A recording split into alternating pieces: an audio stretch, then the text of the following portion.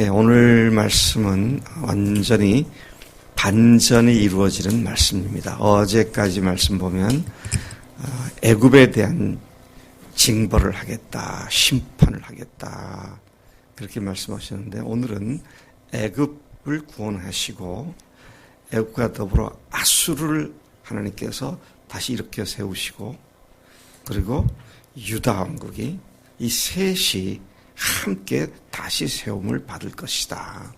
이런 예언의 말씀입니다. 16, 17절에 보면 이 애굽이 두려워 떨며 유다를 몹시 두려워할 것이다, 또는 부러워하게 될 것이다. 그렇게 말씀을 하고 있습니다. 그날이 언제입니까? 하나님이 징벌하시는 그날입니다.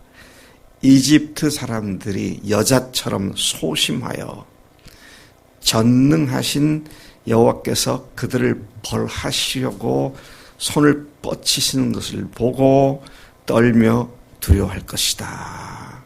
자, 이 본문 내용이 그런 의미입니다. 17절, 이집트 사람들은 전능하신 여호와께서 그들을 벌하실 것이라는 소문을 듣고 유다를 몹시 두려워할 것이다, 또는 부러워할 것이다. 그런 16, 17절의 말씀입니다. 18절부터 20절까지 보면, 그런데 그 애굽이 드디어 하나님을 섬기게 될 거다. 멸망을 당하고 하나님께 징계를 받게 될 그들이 오히려 하나님을 섬기게 될 것이다. 반전이 이루어질 것이다. 그런 말씀이죠.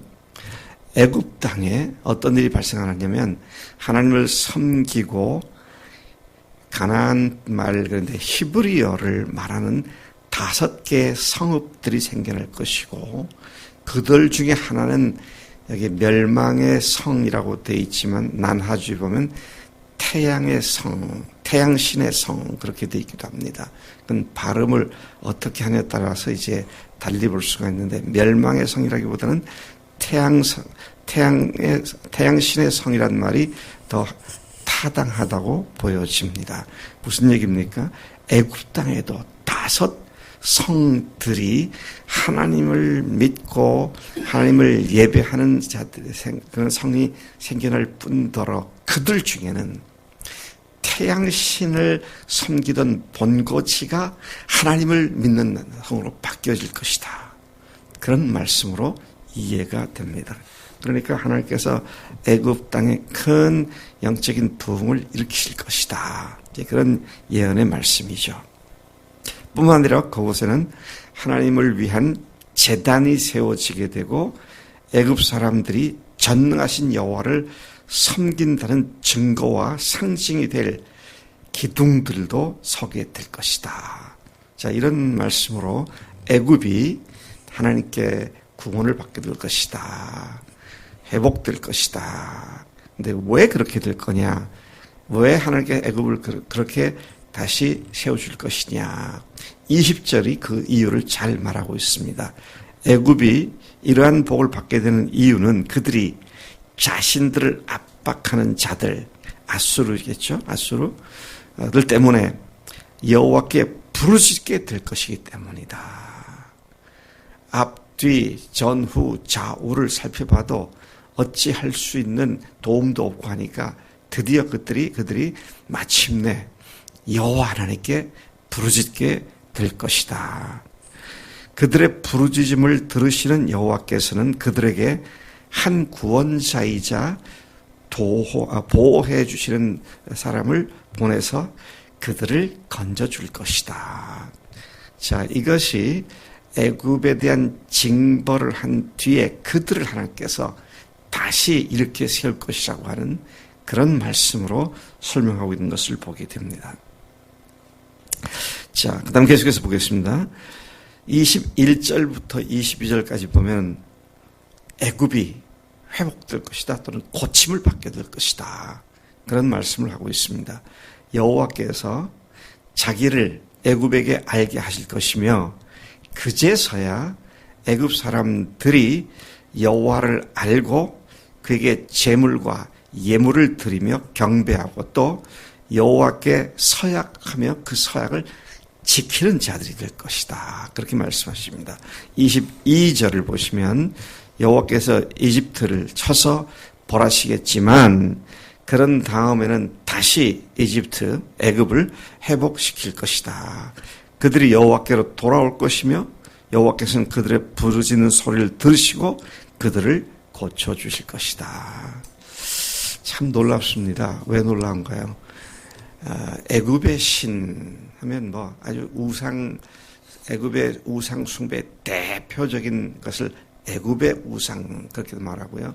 태양신 그렇게도 말하고 그렇게 우상에 찌들었던 사람들조차도 하나님께 돌아서기만 하면 하나님께서 그들을 다시 세우신다고 하는 이 놀라운 하나님의 무조건적인 사랑.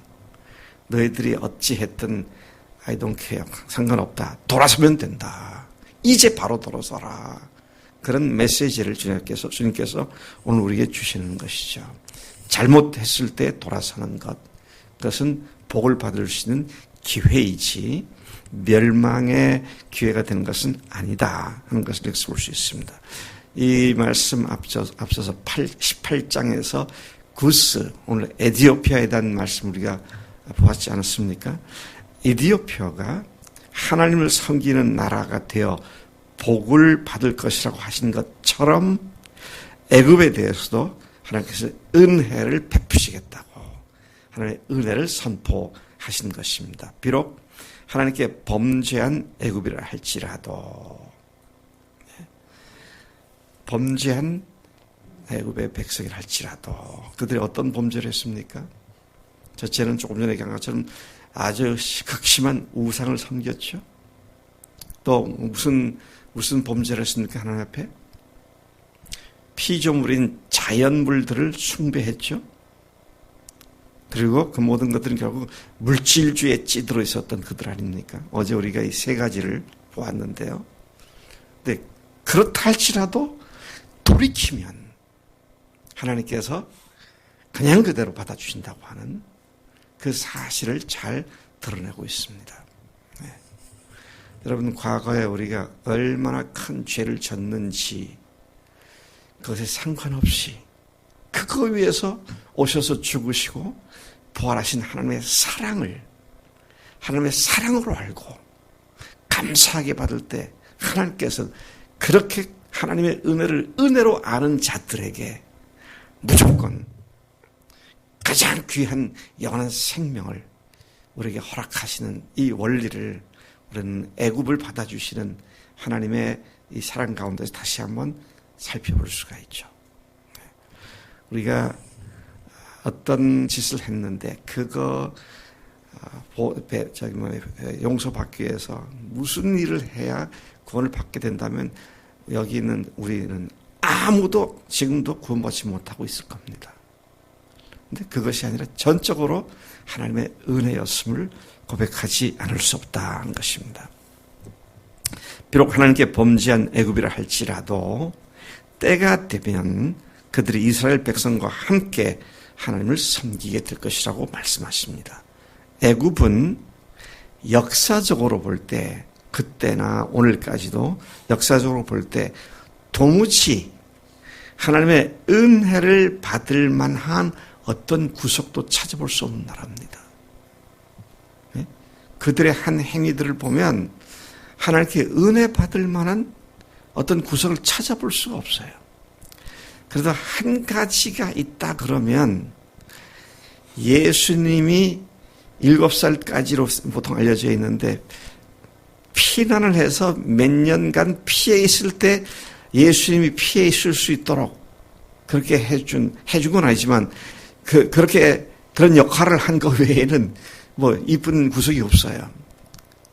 뭐 전혀 하나님께서 그래도 내가 이 나라를 좀 도와줘야겠다.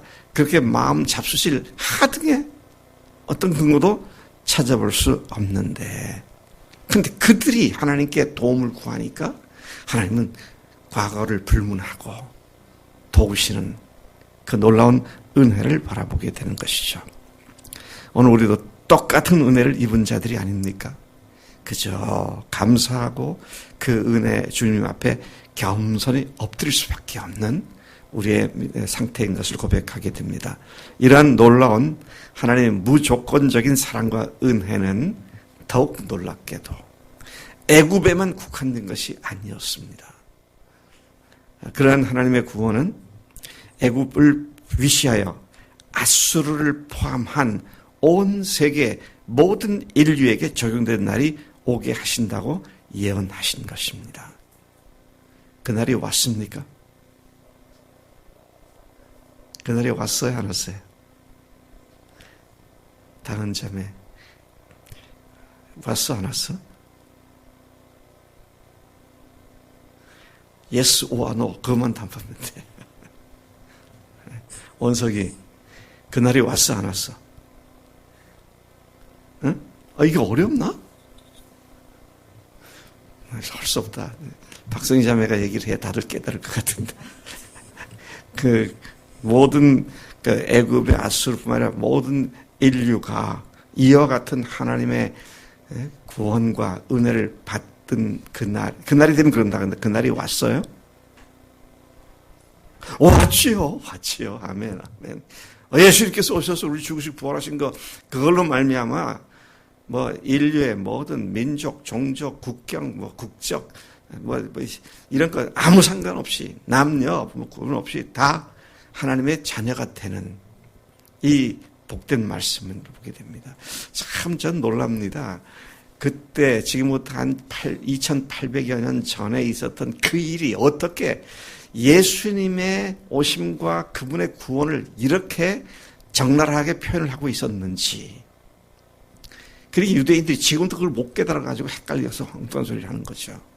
근데 보고만 해보니까 예수님이라는 열쇠를 갖고 딱 열어보니까 다 열리는 거잖아요. 참 놀라운 하나님의 은혜다라는 것을 보게 됩니다. 에베소서 2장 13, 14절이 그걸 말하고 있는 겁니다. 에베소서 2장 13, 14절. 이제는 지난주에 제가 그때는 이제는 그렇죠. 이제는 전에 멀리 있던 우리가 그리스도의 피로 가까워졌고 둘이 하나가 되어 원수되게 했던 중간에 막힌 담을 헐어주셨도다. 원수 관계를 십자가로 소멸시키시고 한 몸이 되어 하나님께 화목해 하셨다.